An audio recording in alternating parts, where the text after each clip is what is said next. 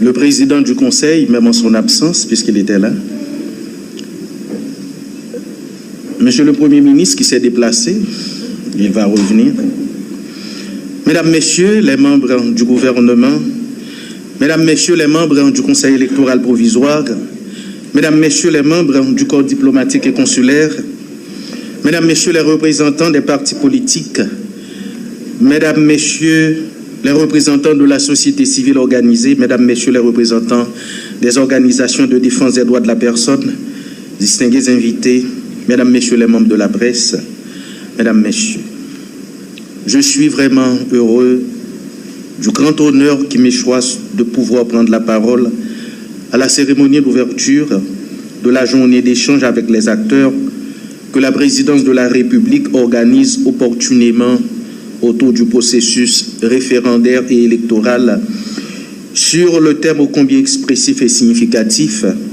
les défis et les pistes de solution du processus référendaire et électoral. Cette activité, Monsieur le Président du comité de pilotage, que je n'avais pas remarqué, Son Excellence le Premier ministre, à n'en pas douter, une importance cruciale pour le pays. Elle intervient dans un contexte où le Conseil présidentiel et le gouvernement de transition sont en train de déployer tous les efforts et de mobiliser toutes les énergies nécessaires en vue de la réalisation de deux missions principales de la transition selon les prescrits de l'article 1er alinéa 1 et 2 de l'accord du 3 avril 2024, en l'occurrence la réforme constitutionnelle et les élections. Permettez-moi de remercier le Conseil présidentiel de transition d'avoir bien voulu associer le ministère de la Justice et de la Sécurité publique à cet exercice d'une extrême importance pour la réussite de la transition démocratique. Ces échanges, je l'espère vivement, contribueront significativement à la mise en œuvre et à la réussite de ces chantiers du pouvoir de transition pour le plus grand bien de la nation tout entière qui cherche une voie de sortie à cette crise politique qui la terrifie et empoisonne son quotidien depuis plus de 3 ans. Mesdames, Messieurs, l'organisation de cette journée d'échange, quelques 3 semaines après l'installation du Conseil électoral provisoire, est sans contexte une étape extrêmement importante vers la réforme constitutionnelle et la mise en route de la machine électorale. Elle participe de la détermination et de la volonté inébranlable du pouvoir en place, en particulier du Conseil présidentiel de transition et du gouvernement, d'assumer sa responsabilité historique et d'engager tous les acteurs concernés, c'est-à-dire les forces vives de la nation dans le processus référendaire et électoral.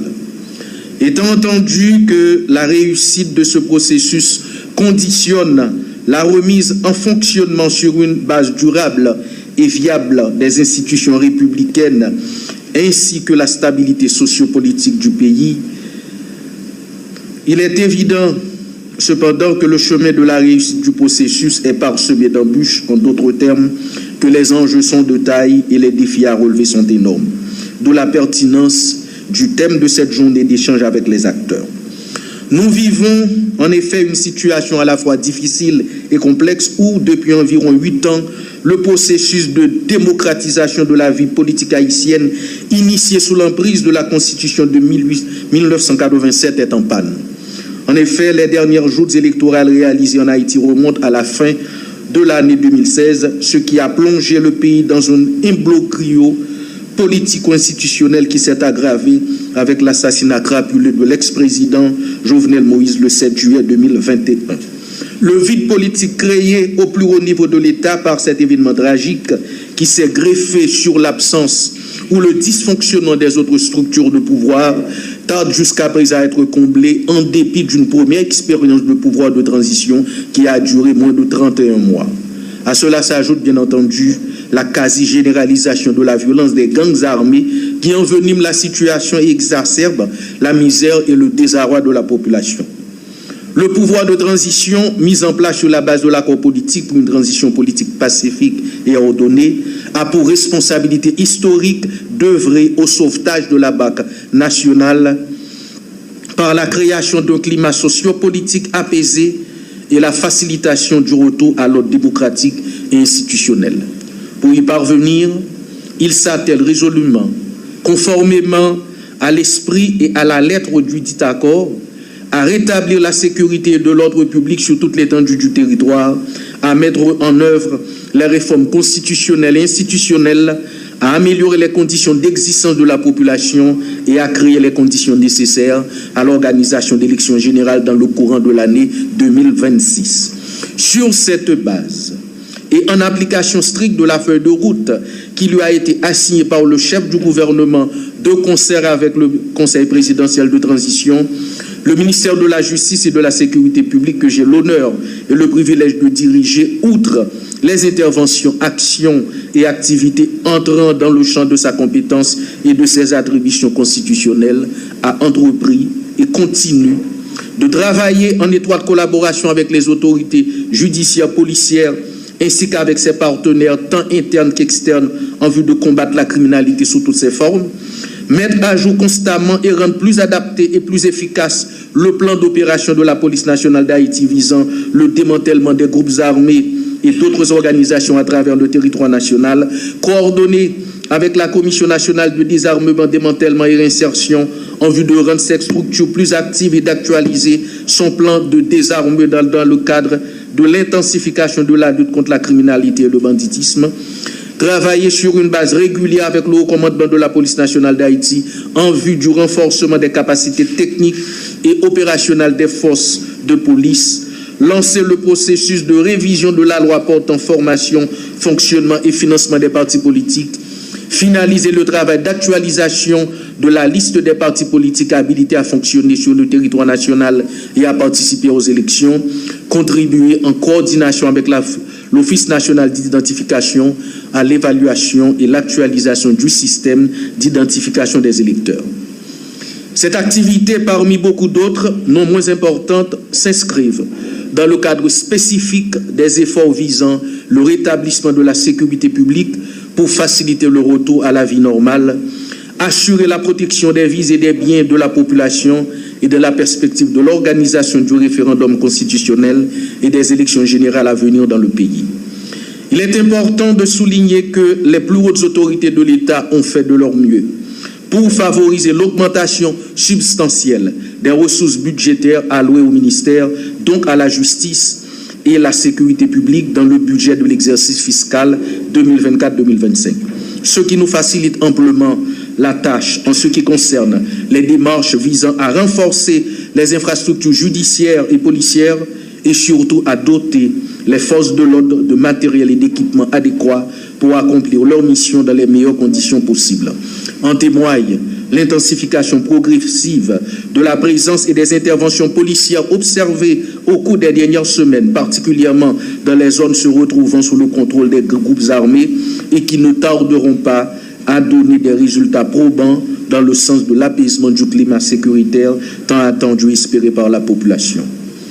Nous sommes très confiants quant à la possibilité d'une amélioration sensible de la situation sécuritaire du pays dans un avenir pas trop lointain. Mesdames, Messieurs, Monsieur le Premier ministre, l'organisation des élections générales dans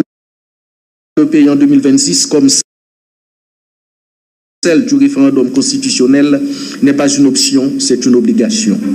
Elle implique la mobilisation et l'engagement de tous et de chacun, mais aussi et surtout la mobilisation d'importantes ressources et énergies. Commençons dès maintenant à travailler en parfaite harmonie et à mutualiser nos efforts dans cette perspective. Nous devons ce sacrifice à la patrie commune et à la population qui a trop souffert de ce vide institutionnel et ce déficit démocratique matiné d'une crise sécuritaire qui ont tendance à avoir la vie dure. Cette situation a énormément contribué à la perte de confiance de la population haïtienne dans les institutions publiques et étatiques. Il est donc grand temps pour nous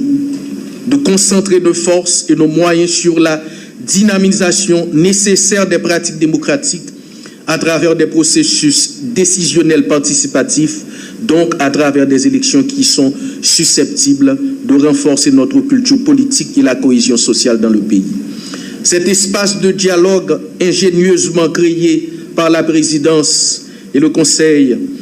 et le gouvernement est indubitablement de nature à faciliter cette mise en commun et cette convergence de vision et d'action pour redonner vie à notre expérience démocratique et refonder la nation. Que chacun apporte sa pierre à l'édifice de manière désintéressée, mais avec toute la clairvoyance nécessaire et dans un véritable sursaut collectif et patriotique.